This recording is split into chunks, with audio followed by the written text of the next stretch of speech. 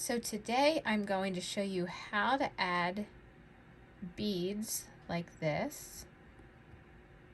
You can see they're dimensional and raised off of the fabric. So the beads that I'm using are a size 11 bead. They're super tiny. The one thing to keep in mind when you're working with a bead like this is that you need a needle that can pass through the bead twice.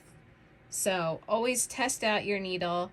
Make sure that the bead can go over the needle, and then you're going to need to be able to take it through the bead one more time.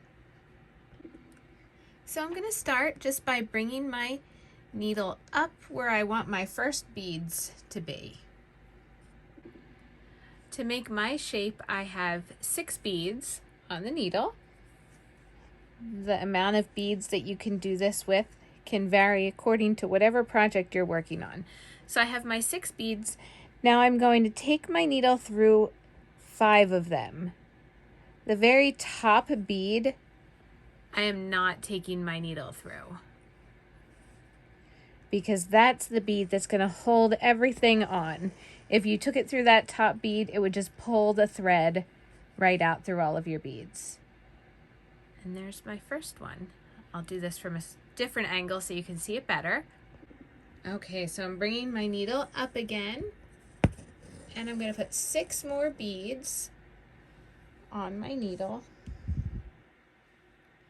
These are so tiny, but they look really cool on the fabric. I didn't want them to be taller than the other dimension that I added to this piece.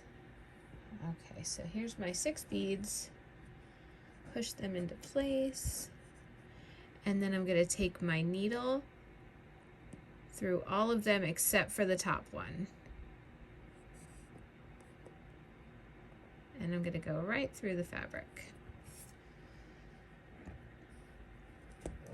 I just take it slowly and I guide the thread so that it doesn't tangle. I have a lot of dimension right now, so I just don't want it to get caught on anything else.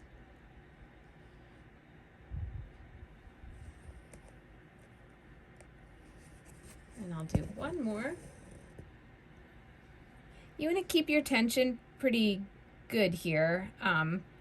If you didn't pull it tight enough, it would just kind of lay down on the fabric. But if you pull it just tight enough, it stands up nicely along with all the other dimension on here. So there's my other beads. Take my needle down through all of them except for the top one. And again, you can do this with any size bead, just as long as it goes well with your project. So there we go. I like to add a lot of variety in beads to my pieces. And so next time we'll work on another area of this flower.